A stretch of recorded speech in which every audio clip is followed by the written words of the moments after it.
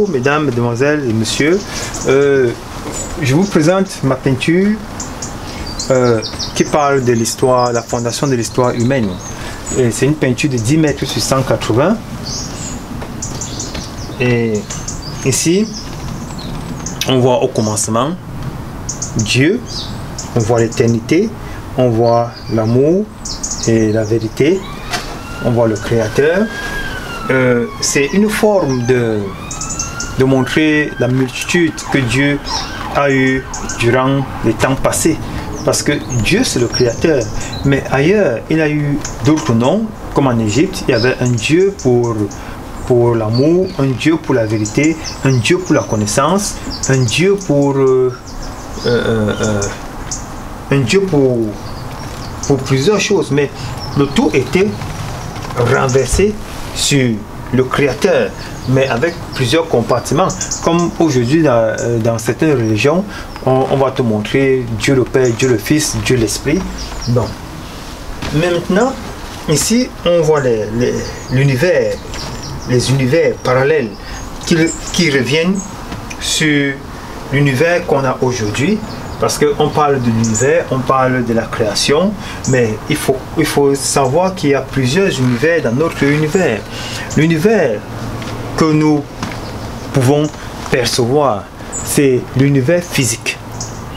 L'univers physique, on parle du matériel, de l'eau, de l'air, du vent et du feu. Ça, c'est ce qui compose l'univers physique. Mais il n'y a pas que l'univers physique, parce que l'univers physique vient de l'invisible. Tout ce qui est physique vient de l'invisible. Donc, à part cet univers physique, on a aussi l'univers invisible, d'où on retrouve ces entités, comme la mort, la terre plate, Melchizedek, et ici on a l'horoscope. Ça, cet horoscope est le réplica de ce qui se trouve en Égypte. L'horoscope, sur d'autres termes, c'est la description de la Bible. Tout ce qui est dans la Bible est composé et est contenu dans l'horoscope. La naissance de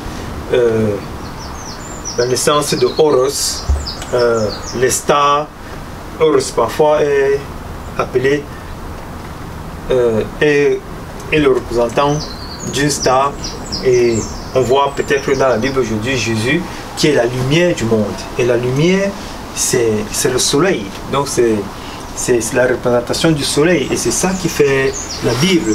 Et ici tu vas retrouver les 12 disciples, si celui qui a le temps de compter, c'est 12 disciples. Tout ça c'est en Égypte, tout ça se retrouve en Égypte, parce que c'est la mère fondatrice de toutes les civilisations du monde. L'Afrique est la mère fondatrice de toutes les civilisations, de tout ce que les êtres humains se réjouissent et ont eu à avoir comme base pour le monde. Ici, ça c'est la terre plate.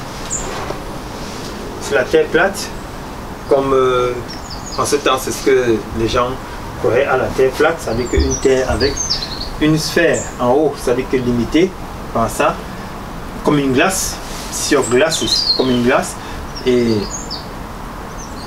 rien n'a presque changé, mais aujourd'hui on voit la terre qui tourne sur elle-même et qui tourne sur le monde, et tous les instruments technologiques que les êtres humains trouvent pour prouver leur théorie.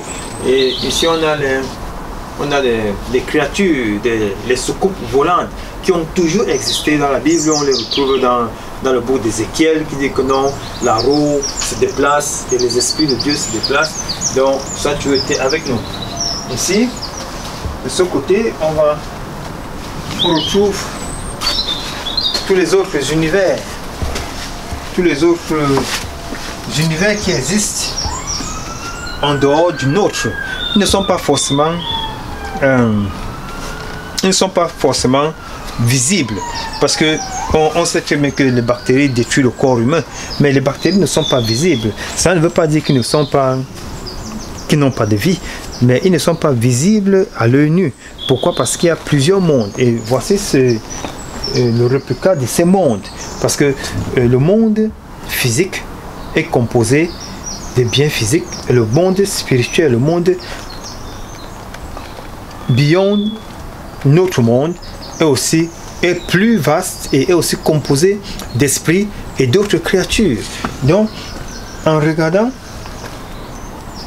cet univers, en regardant ces mondes différents, on va se rendre compte que nous sommes physiques, mais on a aussi l'esprit. Et c'est cet esprit qui vibre, qui contient la vie, qui est éternelle. La vie éternelle que les gens cherchent dans les églises, elle se trouve déjà en eux. La vie est éternelle et la vie est spirituelle. Ce qui est éternel est invisible. Ce qui est physique, visible, est là pour un temps. Tout ce qu'on voit sur terre se transforme. Tout ce qui est présent se transforme. Et ça, c'est le cycle de la vie. Ça, c'est le cycle matériel de la vie. Mais l'esprit demeure. L'esprit est éternel. Donc, quand on lit ça dans la Bible, on voit au commencement était Dieu. Et Dieu vit éternellement. Et nous sommes des dieux. Nous vivons éternellement. Mais on traverse des cycles. Et la chair compte pour rien. Et ça, c'est le monde physique et d'autres univers. Comme chaque être humain compose en lui tout un univers. J'ai mon univers. Quand on croise les autres êtres humains, ils ont leur univers. Et en nous habitent des millions et des millions d'autres êtres vivants qui sont dans nos cellules, qui forment nos globules. Il y a des millions et des millions d'êtres humains qui vivent dans mon corps. Et c'est la même chose pour tout être humain. Donc il faut comprendre la grandeur de Dieu et sa créativité et le travail qu'il a abattu. C'est un travail extrêmement vaste et c'est incompréhensible de se rendre compte que tout ce qui est sur ce tableau se retrouve dans un être humain. Tout ce qui est dans l'univers se retrouve dans chaque être humain. L'univers est composé de l'eau, de l'air, du vent et du feu, et chaque être humain est composé de ces 4 éléments. Tout ce qui se trouve dehors est composé de ces 4 éléments. Donc, voici la première partie. La deuxième partie de la peinture, ce sera la civilisation d'aujourd'hui et les croyances d'aujourd'hui, parce que rien n'a presque changé. La civilisation d'aujourd'hui portrait le monde comme un Big Bang. On dit que le monde est venu d'un Big Bang et on a transformé ces connaissances en horoscope divisé en 12, bien sûr, les 12 mois de l'année. Et chacun se retrouve quelque part. On a des dates, on a la Bible qui ne vient que de ces choses-ci, et on continue. On a même recréé le monde en l'an 0. Pourtant la civilisation humaine a existé depuis très longtemps. Donc la deuxième peinture sera aussi composée de 10 mètres. Et au lieu d'avoir la terre plate, on aura plutôt la terre qui tourne partout et qui projette l'eau et qui tourne sur elle-même et qui tourne sur le soleil, d'après ce que les êtres humains ont tendance à croire aujourd'hui.